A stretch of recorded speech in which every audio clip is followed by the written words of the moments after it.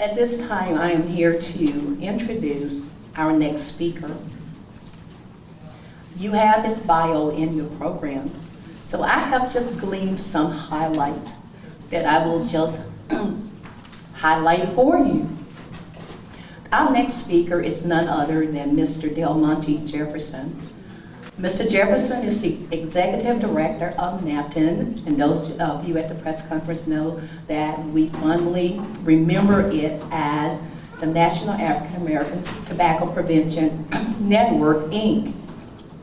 Mr. Jefferson has worked in public health or for public health programs in the states of Georgia, Louisiana, and North Carolina. He has worked with national, state, and local officials, policymakers, and others to help shape policies in support of numerous smoke-free efforts. Delmonte is a huge supporter and an advocate for the campaign to ban menthol-flavored tobacco products. Mr. Jefferson is the chair of the Georgia Smoke-Free Tobacco Coalition. And those of you who want to send out kudos and vibes to Atlanta and ATL for that airport, we're with you. Okay. And of course, we could go on and on and on and on about his accomplishments and all the things that he do on a daily basis, but they're written in your booklet. And I also want to add that for the last probably 14 months now, I've had the pleasure of working really closely with Mr. Jefferson and his team as a member of the National Board of NAPTN. So anyway, welcome to Arkansas, Delmonte. Come to the podium.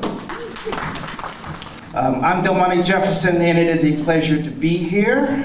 I am the Executive Director of NAPTN, as has been told, and we are glad that you guys are having this conference. I actually have spoken at this conference once before. We had another colleague, Shante Keefe, our Director of Programs, who spoke here. If it wasn't last year, it was the year before that. So we know what you guys are doing. You're on the map. You're doing big things, and we appreciate that. I'm going to talk to you today about clearing the air in communities of color.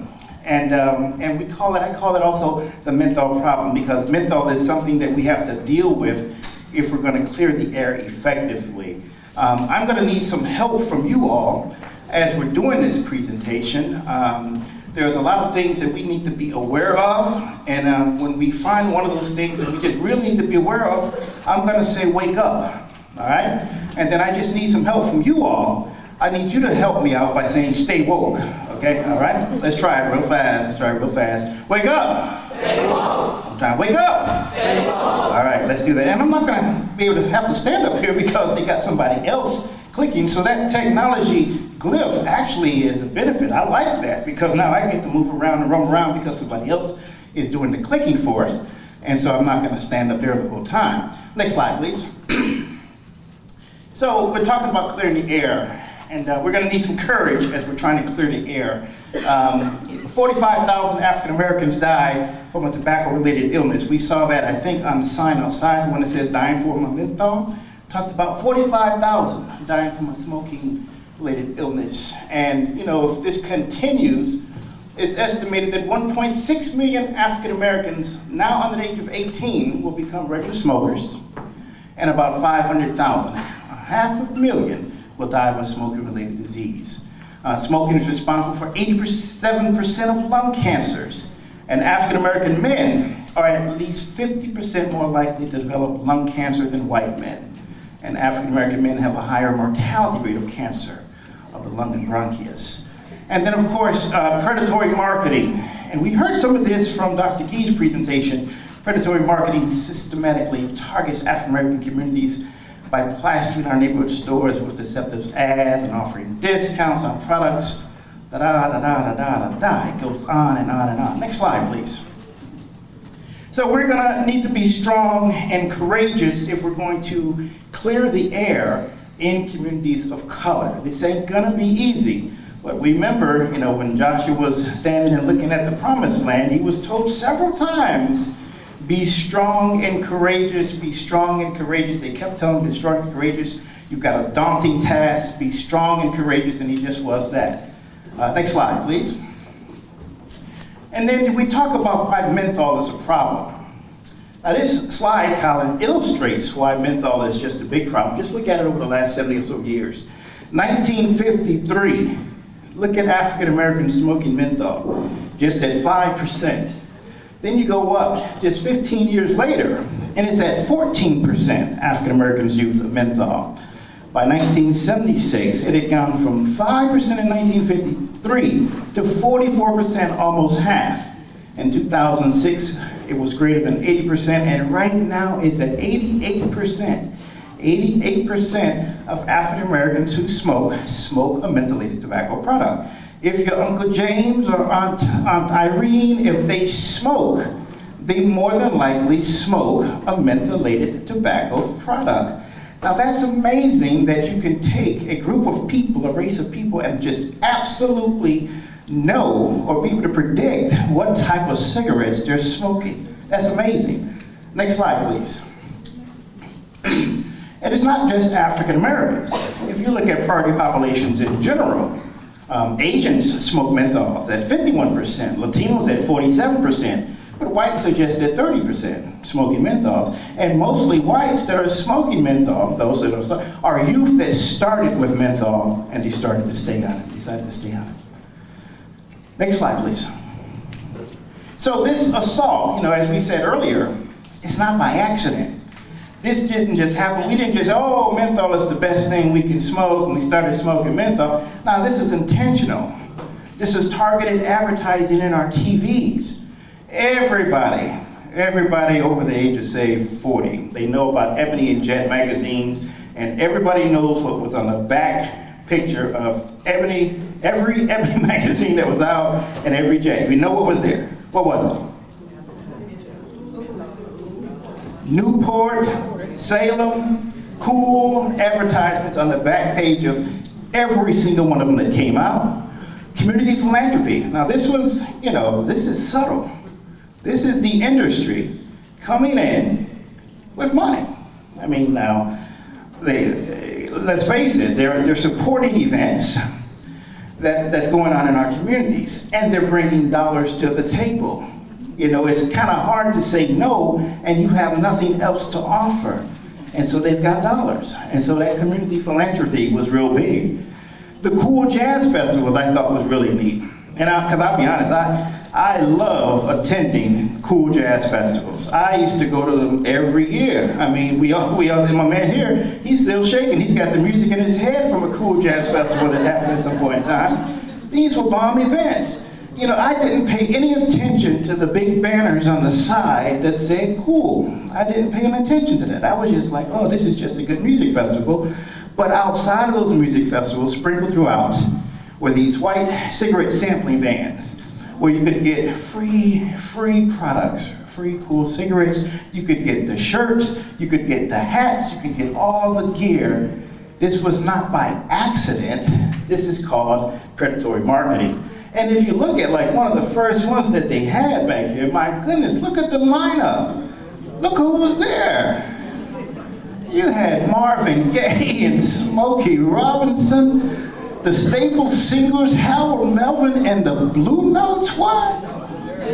What? Come on. Come on. They tried to get slick, though. It's very interesting how they tried to get slick. And this is a slick industry we're talking about here. When they started seeing that the Cool Jazz Festival, that people started putting the two together, they said, well, wait a minute, we need to change this. We can't keep doing the Cool Jazz Festival. So what did they do? They changed the festival's name. Do you know what it's called now? It's called the Newport Jazz Festival. And it happens up in Newport. That's where they actually do it. So they moved it up to Newport. They called it the Newport Jazz Festival, but it was started as the Cool Jazz Festival, and it was still started by the same group of people who owned the tobacco company, the Lorillards. That's who started it, that's who still owns it. They just changed the name. Very slick people, this industry. Don't sleep on them. Wake up! Stay woke, stay woke. There we go. Wake up, stay woke. Next slide, please. When they're targeting our communities, and we have a young lady, her name is Latanisha Wright. She actually used to work for Brown and Williamson, and she was looking at some of the internal documents. and it was just a little too much for her to take, being an African-American lady. She found out that they had focus communities for their products. Focus communities were inner city, colored, poor. And when you looked at the cigarettes in the focus communities, it's very interesting. They were less expensive. You would buy one and you would get a certain amount free, and they made sure that they focused on summer and certain holidays because we love our summer and holidays. We love our summer and holidays, and so they would lower the cigarettes, the cost of the cigarettes during that point. Non-focus communities were upscale, suburban, rural, white, and then here the cigarettes are more expensive. And so it's very interesting. Again, menthol cigarettes, on average, 50 cents cheaper in focus communities, making it easy for you to get. You make it easy for you to get, chances are you'll get them. Once you get them, you get the addiction in you, you get hooked. Once you're hooked, then they don't care about you. That's the funny thing about the focus and non-focus communities. Once you are hooked, you're no longer a focus. They don't need to do anything to get you. They don't need to do anything because you're hooked at that point. Next slide, please. And other studies have shown in communities, this is out in Massachusetts, and so it's the same across the country. They had two communities, one black, one predominantly white. And in the black community, you had more menthol ads, you had larger ads, and you had more ads, just in general. So, and you've seen this. I mean, there's stores where you can go where the actual storefront is covered with advertisements. You can't even see inside because of the advertisements. And it's green. It's green and white. It's Newport. It's cool. And so this is how they, this is what we call predatory marketing in our communities. It was intentional. Next slide, please. It's funny. In 2012, the Surgeon General came out with a report. And in this report, they listed all type of evidence, scientific evidence, scientific evidence. These are their doctors, their PhDs. A higher percentage of adolescent and young adult smokers smoke menthol cigarettes than any other age group. They said the mentholated flavoring increases the addictive potential of smoking. Menthol and other flavor additives, including fruit and candy flavoring, were used as marketing tools to attract young smokers. Menthol cigarettes are more likely to be marketed in stores near schools with a higher proportion of African American students. All this is just evidence from the Surgeon General that the tobacco companies have been using menthol to attract smokers. So why haven't they done anything about it? I mean, it's like, okay, we know this is happening. We have evidence this is happening, but nothing has been done to date. Wake up! Stay low. Next slide, please. What are the consequences of this? I mean, if we go across the board and we look at cancer incidence rates by race and ethnicity, we can see that African Americans have higher incidence of cancer. Higher incidence of cancer. Next slide. And what happens if you have a higher incidence of cancer? You're more likely going to have a higher rate of death from cancer. And here, of course, we see African American men leading the way in terms of death by cancer per 100,000. Next slide, please. But with all this going on, as we've said earlier, we have to be strong and courageous. We have to be bold, and we have to take bold action. And that's one of the things that our group and some other partners of us that we've been doing. I mean, ever since the menthol tobacco that happened back in 2009 when they had the Family Smoking and Tobacco Act and they excluded menthol, we have been raising a fuss. We've been saying, how in the world can you include menthol with all of the scientific evidence that you have in terms of what it's doing to people, and the fact that 88% of African Americans are using mentholated tobacco products? How can you exclude menthol from your act? And so NAPTN and AATCLC and the Tobacco Control Legal Consortium, we were out and we were speaking, and we've been speaking, and we're still speaking across the country about this. And we're trying to get communities like Little Rock, Arkansas, or Pine Bluff, Arkansas, to say, well, hey, if they don't want to ban menthol, then you guys go ahead and ban the sale of menthol, because in a community you can't ban menthol. That's something that the government has to do, the federal government. However, you can control the sale of tobacco products. Now, I say that with hesitation, because I have heard just recently what happened in the great state of Arkansas in terms of the efforts to preempt any type of tobacco work in the state.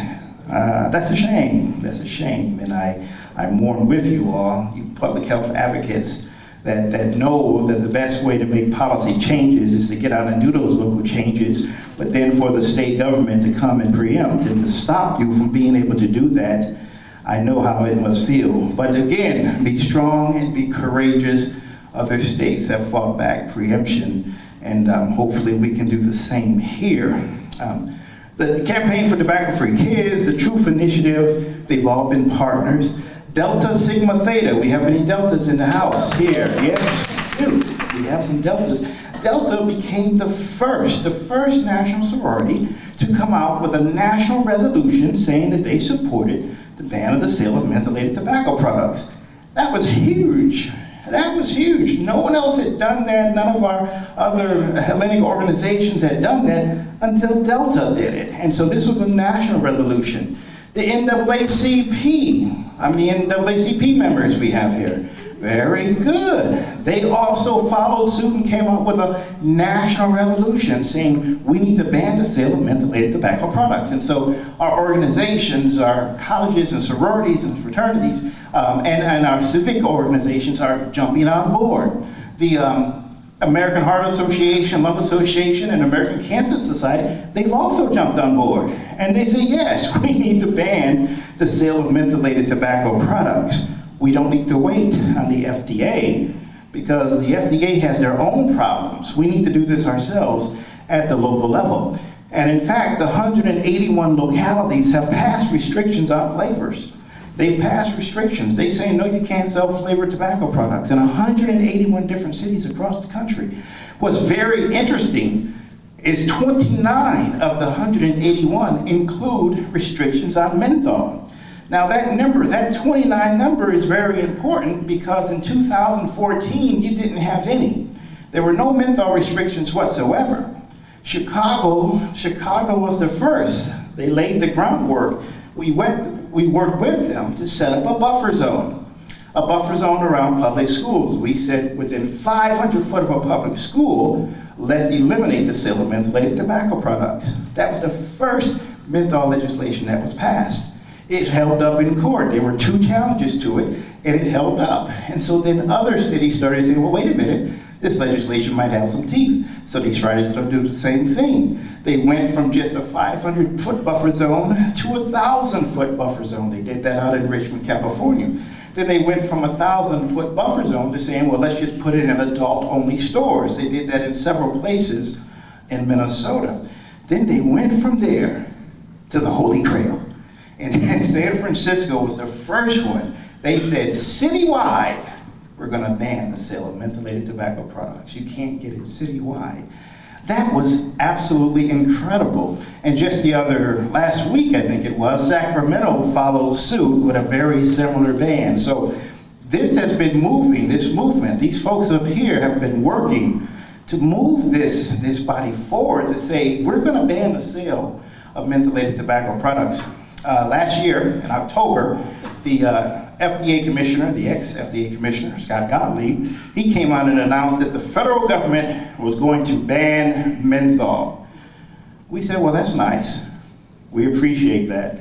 However, we're going to continue working at the local level because, when he made that announcement, I don't know if he knew or didn't know, but he was out. Probably 2 months after that, he had announced that he was retiring or resigning or whatever it was.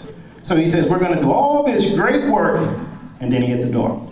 He was gone. So we said, well, no, we didn't get excited.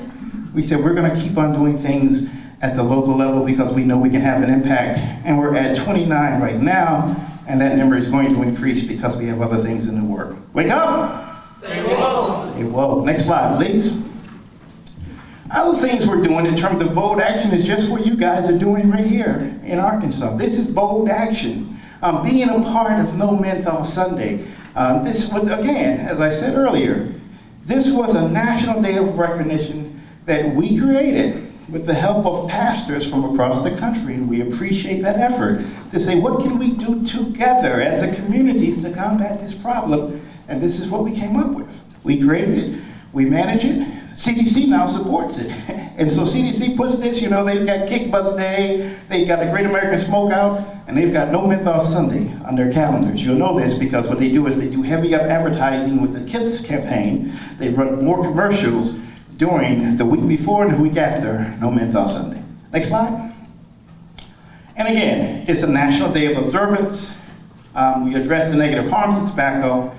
It's our opportunity to promote cessation. So to the question earlier about what can you do if you haven't done anything or planned anything for No Menthol Sunday, what can you do? The simplest thing you can do is say, hey, church family, let's see, who wants to get into a cessation class? Let's start a cessation class together. If you go to our website, there's a Pathways to Freedom DVD that we have to actually support that initiative. But that's the easiest and the quickest thing you can do to be a part of it, is promote cessation services. But you also can promote policy interventions, again, that reduce health inequities, whether it's tobacco or obesity or whatever it might be. Here's an opportunity to participate in that. Wearing green, I like wearing green, and participating in something as a group. Next slide, please. The other thing we have that's, again, bold action is our organization. We started this conference, this national conference. It's called the State of Black Health National Conference. We do it every other year. We did it in 2018, so the next one is in Charlotte in 2020. And what we do is we address the intersection of health, social justice, and economic empowerment. So yes, tobacco is bad, yes, cancer is bad, but these things aren't happening in a vacuum. There are also social injustices that's impacting our health, that's impacting us from being able to live health equity lives. There's economic empowerment. There's housing, there's food, there's transportation. All these things tie into why we might be smoking. Because one of the things that we kept stressing at the conference, you talk about African Americans smoking, you gotta say, well, why are they smoking? What's the stress factor? Is there anything dealing with jobs or employment security or even housing that's leading to them smoking in the first place? Well, if it is, before we start talking about too much cessation, we got to deal with that environment. But what's making them smoke? What's going on with the job situation? What's going on with the housing situation? What's going on with all these other variables and factors? But we partner with traditional and non-traditional African-American civic and community-based organizations. The NAACP's at the table, Urban League's at the table, National Medical Association's at the table. But they're at the table also, we've got businesses at the table. Kaiser was at the table. Campaign for Tobacco Kids. So everybody is sitting at the table trying to work together to solutions. What are some policy solutions that we can work on? Bold action is happening. Next slide, please. And then there is a letter that we penned to say that we're going to speak in one voice. In fact, this was actually sent. We did this to send it to the FDA commissioner after they had came out with their statement saying that they were going to ban menthol. We said, well, wait a minute, you guys go right on ahead, but we're speaking as a group of African American organizations saying you can do that, but we're going to still focus on local sales restrictions because this is something we can control, and we're going to speak with it as one voice, which is how come it was very important for us to have the NAACP, Urban League, National Medical Association at the table with us as we pen this letter. Next slide, please. And it's also important that we spoke in one voice because, believe it or not, there are some African American individuals and organizations that have a counter voice. So it would seem that everything that I was saying about health and saving lives and doing what's best for our communities and trying to prevent the deaths that was happening, you would think that there would be nobody who would have any problem against that. However, there are some individuals that had a counter mind. Rev Al Sharpton, up in the corner there, had this, he's got the National Action Network, and they had a community leadership luncheon. And the topic was decriminalizing the black community banning of menthol cigarettes. And it was in January 2017 up at Greater New Friendship Missionary Baptist Church. Now, I just so happened to be up in Minneapolis when he had this event going on. I happened to be up there, and he had some speakers. He had a Congressman Kendrick Meek. He had the president of the National Organization of Black Law Enforcement, and he had Major Neil Franklin, director of the Narcotics Division. He had these as his guest speakers, and his plan was to talk to a group of pastors as to why we should not ban the sale of mentholated tobacco products. Because if you did, it would give police an opportunity to arrest African Americans. And so you didn't want to give them more of a reason to arrest African Americans. Now, on the surface, that sounds like a good argument on the surface. But as you dive deeper, and as you start looking at data, very important to look at data, you see that there were absolutely no instances of policemen arresting African Americans for any reason other than something else that they've noticed, not for possessing a cigarette. They've not been arrested for possessing a cigarette. You can't tell, to the best of my knowledge, unless there's some new data, that the smoke coming from a cigarette is coming from a menthol cigarette. It's not green smoke. And so I don't know how he figured that they were going to have an opportunity to arrest more black men. But as we delve a little further and we started asking some questions to Rev Al, it turns out that this luncheon that they did and his travel to the event and the travel of these other speakers to the event was paid for by Reynolds American International. Yes, the parent company of R.J. Reynolds Tobacco.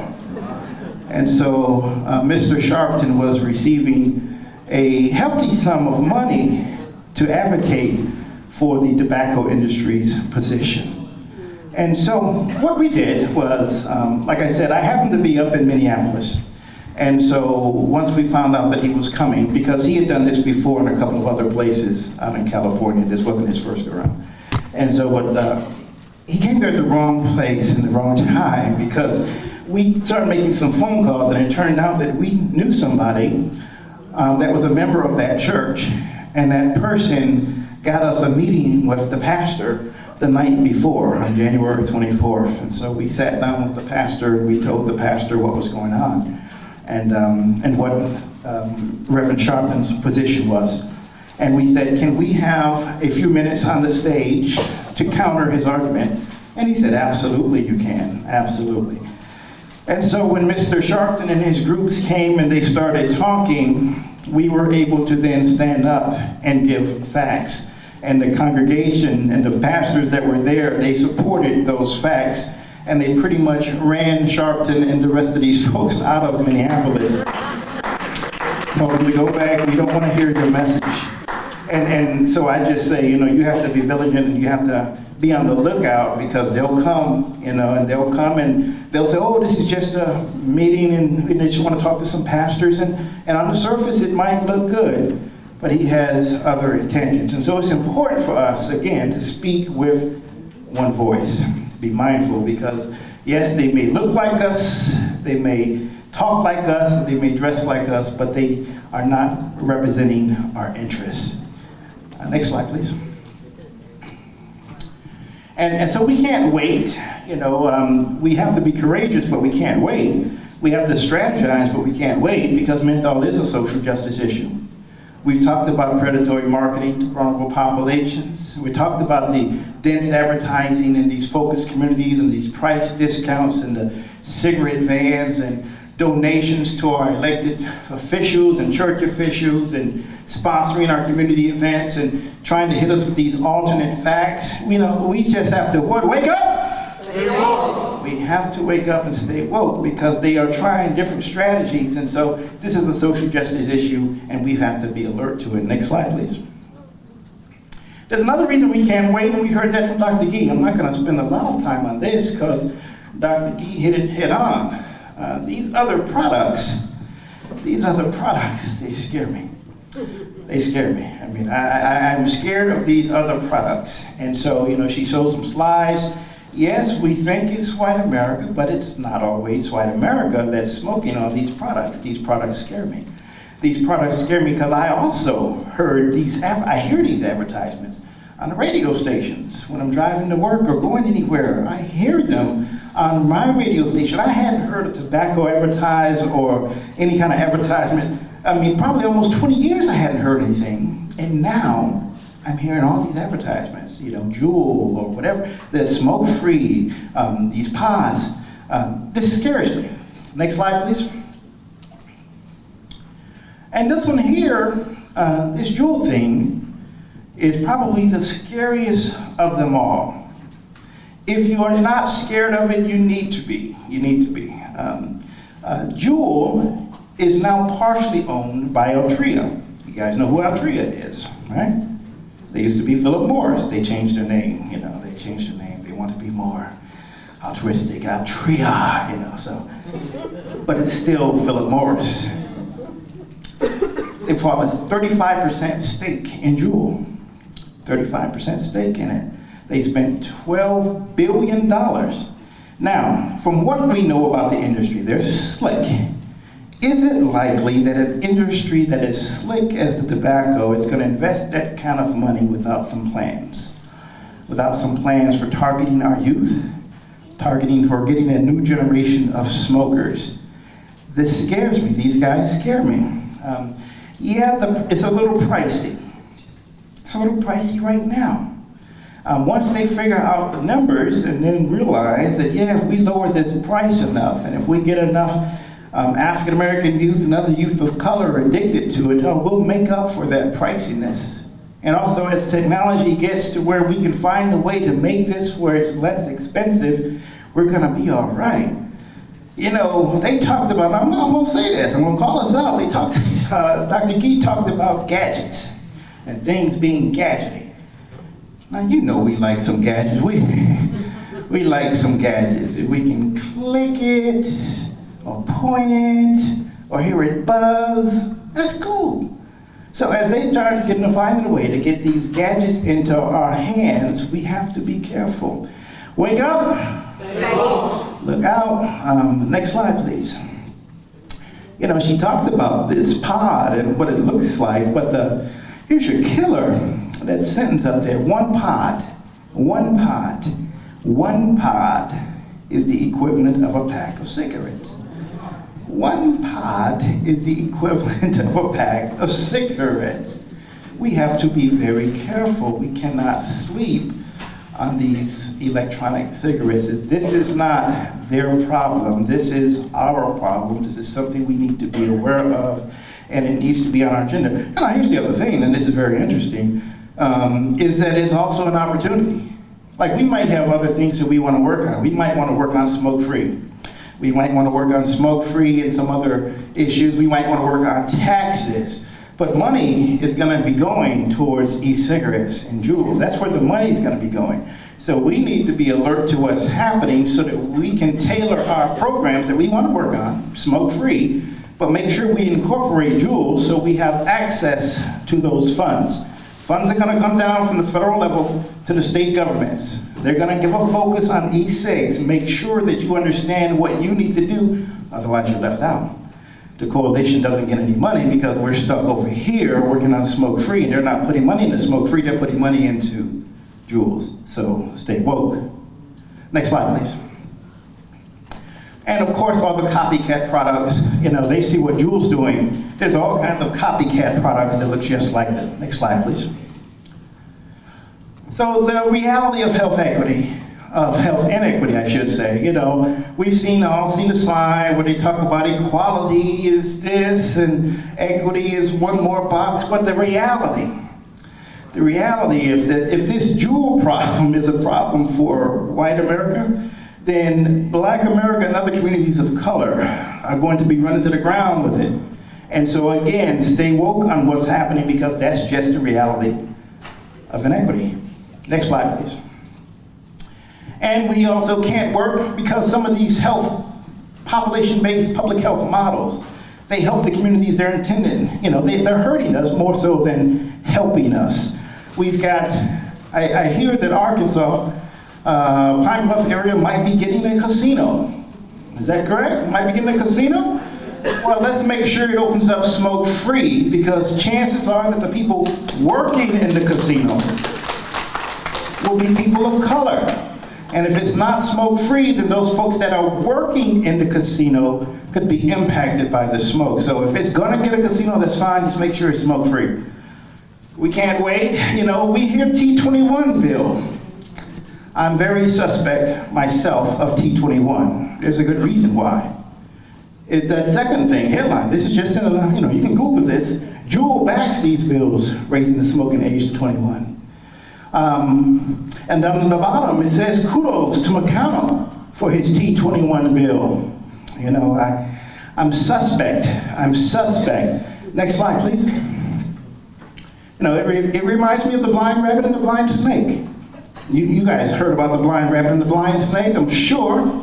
But they were walking on a trail, both of them blind, didn't know what they were. And so the rabbit comes up on the snake. He says, I don't know what I am, I'm blind. But the snake says, I always wrap myself around you, and maybe I can tell you exactly what you are. And so he does that. He says, okay. He wraps them around him, and then as he finishes, he says, oh, you've got the long furry ears, you've got a fluffy body, and you've got these long feet. I say you were a rabbit. All right? The rabbit says, thank you, Mr. Snake. He says, well, wait a minute, want me to help you out? He says, well, sure, help me out. So the rabbit wraps himself around the snake, and then after he finishes, he says, you got a very slimy, slithery body. You have no spine and no backbone, and you just crawl around on your belly. I'll say you were a politician. You know? Next slide, please. This is why I don't trust them. I don't trust what the politicians are telling us, because they're just slimy. I mean, they say one thing, they do another. I don't trust. So if Mr. McConnell wants to raise the age to 21, there's a problem with that. If Jewel is backing it, there's a problem with that. Just be careful. And then the other thing, my goodness, people, please, don't sleep on marijuana legislation that's going on. Do not sleep. Wake up! It is the most widely used illicit drug in the United States. 95 million Americans have tried it. Next slide, please. And you know, blacks and whites use pot at about the same rate. You know, so it's not a white problem or a black problem. We're using pot at the same rate. Next slide, please. However, blacks have been nearly 4 times more likely than whites to be arrested for marijuana possession. So even though we're using it at about the same rate, it's not being enacted upon us in terms of the injustices and being incarcerated. That's not the same. That's completely different. That's slanted. Next slide, please. We look at marijuana legality by state. Man, this thing is it's taking over. It is taken over. It's almost like a plague. I mean, the dark green is places where it's completely legalized, and the light green is where it's fully illegal. But it seems to be that there's more dark green or green than there is light green across this country. We have to be careful. We have to be woke. We have to stay woke. This is coming. Marijuana is big. Next slide, please. And the thing about marijuana is, you know, yes, there's a lot of arrests still for folks. There's a lot of ways that they're using marijuana to either using it for ICE in order to deport people illegally and or to increase the number of African Americans or other people of color. But marijuana is big, big business. It's just not big, big business for black people. It's the same thing for black people. It's a way to arrest black people and to put them in jail. But for other folks, this is big, big business. We can't sleep on this. We can't sleep on this. And so, yeah, we're trying to clear the air, but we're trying to clear the air and make sure that we are aware of all these other things that are happening, that are impacting our ability to clear the air. Next slide, please. And so there is a blueprint for success. There is a way that we get out of this, that we stay strong and courageous and we make our way through this murky water. Menthol is a social justice issue. We have to look at that. We have to address it. We cannot ignore its impact on African American communities and on communities of color and on our youth, because it's what the tobacco users, companies use to initiate us to tobacco. Health equity and tobacco control policies, they've got to be prioritized. You've got to make sure casinos open up smoke-free. You've got to make sure that smoke-free policies benefit those people that they were actually designed for. Make sure that they benefit those communities that they were designed for. We've got to go across disciplines. It's not just about tobacco and that's it. You've got tobacco, it's related to cancer, it's related to HIV, it's related to jobs, it's related to housing, it's related to employment. They're all related. It's all related. So as you're looking at one, make sure you look across the other. We're not going to sleep on these new products. They're going to be given our full attention. Given our full attention. If you don't know about e-cigarettes or Juuls, we're going to go back and we're going to Google it and learn what we can, because it's coming. It's coming. And it's best for us to try and get ahead of it than trying to play catch up after it's hit us. It's coming. It's coming. And we're not going to sleep on marijuana legislation. Keep our eyes open when we hear it. We hear that word. And oh yeah, I put this here. I said marijuana legislation intentionally. You know, they're using the word cannabis now. We know it is marijuana. Weed. This is weed. We might see cannabis and not know what it is. This is weed we talking about. We're not going to sleep on the weed. Wake up. Well, and of course, we're going to be courageous. We're going to stay courageous. Next slide, please. You know, what did Michelle say? She said, you may not always have a comfortable life, and you will not always be able to solve all of the world's problems at once, but don't ever underestimate the importance you can have, because history has shown us that courage can be contagious, and hope can take on a life of its own. Courage can be contagious. So we have to be courageous. It can be contagious. Next slide, please. And so this struggle that we're in, my man, Frederick, you know, he told us that I'm just going to start, I'm going to start right down here, because we know what he said about power concedes nothing without the man. He says, you know, this struggle may be a moral struggle, or it may be a physical one, or it may be both moral and physical, but it must be a struggle, because power concedes nothing without a demand. It never did and it never will. Find out just what any people will quietly submit to, and you have found out the exact measure of injustice and wrong which will be imposed upon them, and these will continue till they are resisted with either words or blows or with both. The limits of tyrants are prescribed by the endurance of those whom they oppress. Wake up. Next slide, please. That's all I have. Thank you.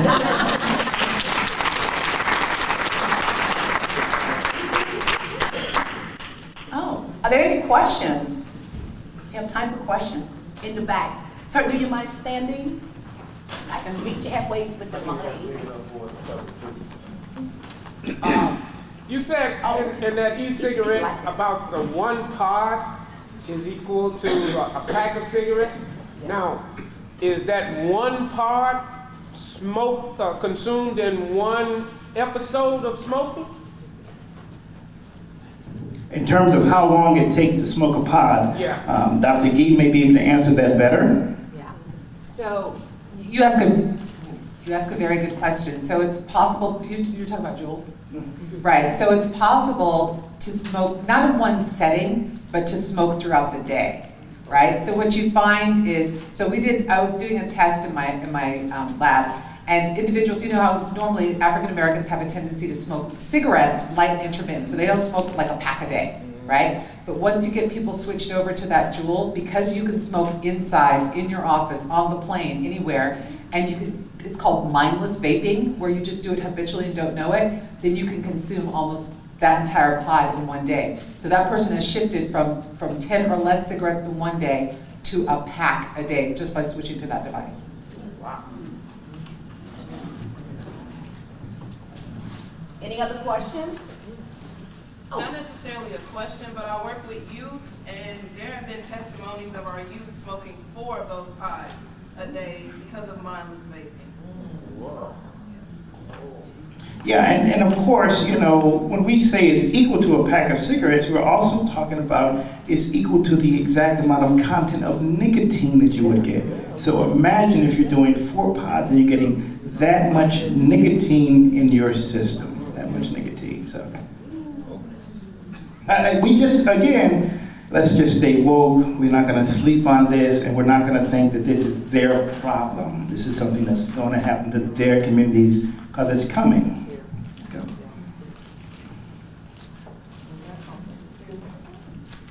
Why do you think the makers of Juul are supporting T21? Do you think it's because of the age and because it's more expensive? The exact same thing that happened to Arkansas. Across the country, T21 legislation, T21 legislation has been used to preempt other legislation. What they've said is, if we take T21, then we don't need to worry about smoke-free laws, we don't need to worry about taxes, we don't need to worry about banning menthol, we'll just take T21. This is how come. I don't support it.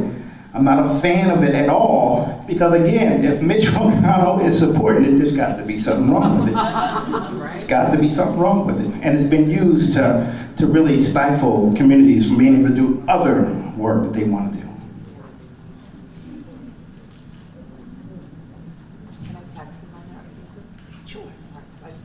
So this is on the T21, or the Juul, why are the makers of Juul? So I didn't get to tell you guys this, but when I was at my conference, my annual Society for Research in Nicotine Tobacco Control conference in February this year, I didn't realize it, but my posters were right across from the guy who created Juul.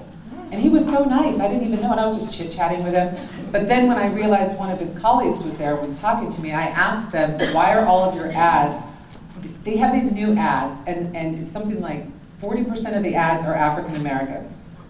And I said, you realize that African American adults do not use these products at the same rate as other people. I'm like, why are there so many black people in your ads?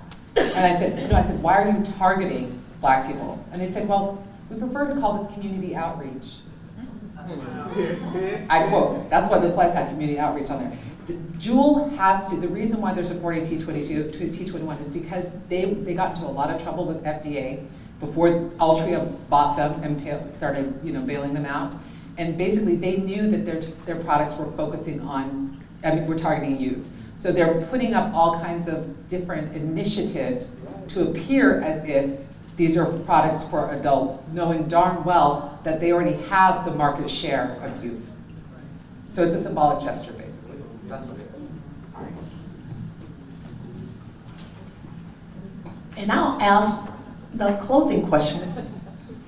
Last evening on the national news, I heard in North Carolina, the state attorney general filed a lawsuit very similar to what I believe that started the MSA some 20 plus years ago, but they're over Juuls. And did you all hear that just last night in the state of, were you guys Nampton part of that? No, we weren't part of it. We knew it was coming. And so we think it could lead somewhere, but I think it's going to get, I don't think it's going to get a lot of traction. In order for that to go forward, he still has to have support of the state. And right now, he doesn't have the complete support of the state. He's got the governor, but the legislator is completely off track in North Carolina. He's only got the governor behind him.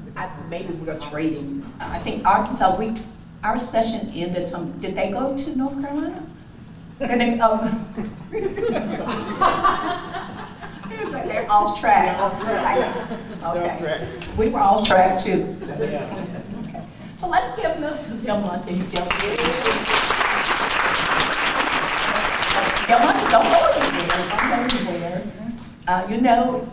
You're from Georgia, you live there, you know how Southerners are. We want to give you, we want to treat you nicely. So, we have been in fellowship with our governor, and he will choose this. It's an Arkansas Traveler Certificate, and I'm going to read just a portion of it. It said, to all who shall see, greetings. Know ye that the governor of the state of Arkansas in the name and by the authority of the people of said state, as vested in him by the Constitution and laws of the state of Arkansas, reposing special recognition for this distinguished accomplishment, does I hereby appoint and commission you, Delmonte Jefferson, as an Arkansas traveler. As so, you have to give us your money. You are now authorized to say all the great things about Arkansas and Arkansas as you travel around the state. That is not only our amount of living. Thank you.